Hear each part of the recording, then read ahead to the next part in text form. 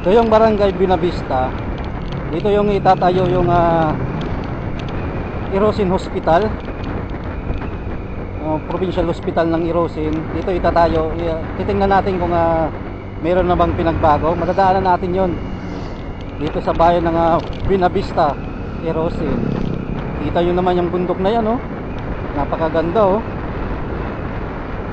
Yan, oh, pag tinuloy mo yan, papunta yan ng Bulan to Matnog, boundary ng South Luzon, para pumunta ka ng Matnog.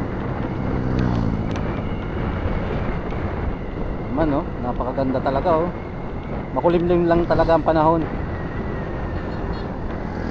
So yan, oh, yan yung ginagawang provincial hospital dito sa Irosin. Yan, oh, inuumpisa na pala. Yan, oh, ingat tayo. Kita nyo naman, oh, pupunta tayo dito sa kabila. Meron lang tayong titingnan dito. Kaya pag tinuloy mo yan, papunta yan ng Bulan at Matnog. Dito tayo dadaan. Tingnan natin tong napakagandang kalsada dito. Pag tinuloy mo to, papunta to ng Barangay Liang. Sana pag natapos to, pwede ka dito dumaan papunta ng Matnog. Napakaganda dito dumaan, oh. Lawak ng ay si may dalang red horse. Lupit.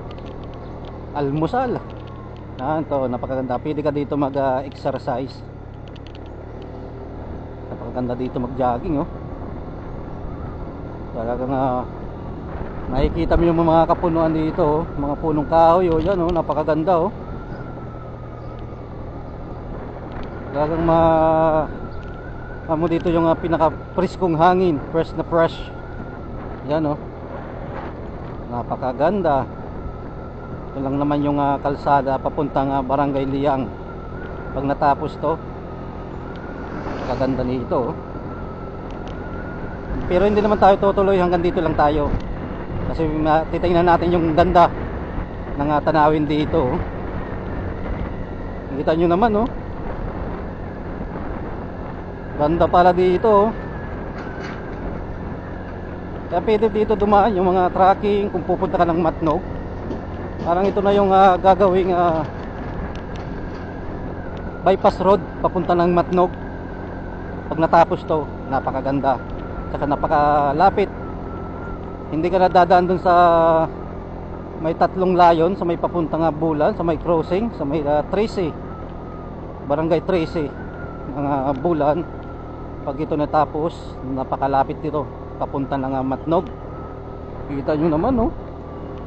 Napaka-presko dito, oh. Lawak talaga, oh. Pero sabi may paliguan daw dito. Kita nyo naman, oh. Ganda, oh. Napaka-presko. Tapos matatanaw mo dito yung bayan ng Irosin. Yan, oh. Irosin na yan. Yung sentro. Tatabi tayo para makita natin. Yan, oh, makikita nyo naman, oh. Ganda, oh. Tanaw dito yung yun, oh. Tatanaw dito yung bagong munisipyo, yung ginagawang munisipyo ng Irosin. Yung bundok ng sa Huban, oh. Ganda, oh. Kaya kung pupunta kayo dito, yung takbong pugi lang dito. Pag tayong mga masyado kasi kita nyo naman, oh, hindi pa tapos dito. Kung mahilig kayo magmotor dito, pero napakaganda dito kung practice kayo magmaniho ng mga 4 wheels. So kung gusto mag-unwind, pwede ka dito, oh. Wow, ganda, oh. May solar na pala dito na ilaw, oh. Napakaganda, oh. Ngayon lang ako nakapunta dito. Gusto ko na pumunta dito, pero ngayon lang tayo nakapunta kasi meron naman tayong pinuntahan sa Irosin, dito sa bayan ng Irosin. At diniretso na lang natin to. Sana matapos na tong kalsada na to para dito dumaan papunta ng Matnog, saka papunta lang ang Barangay Liang.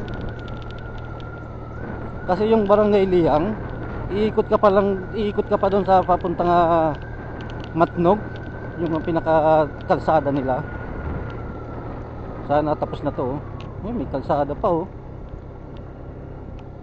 Pero hindi naman tayo tutuloy dito. Ito, oh. Wow.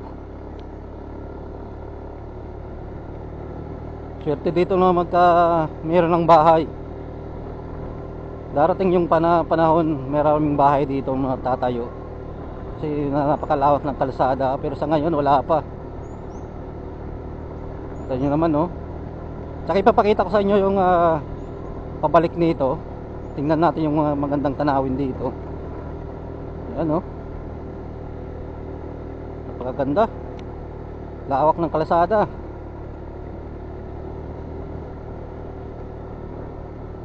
Sabi hindi pa talaga to tapos, eh. Hanggang dito lang tayo, oh. Hanggang dito lang pala, oh. May paliguan dito sa ibaba nito, dito sa barangay Carriedo. Malapit lang dito. Yan dan, oh. Punta dun sa paliguan, yung tinatawag na falls. Yan, babalik na tayo.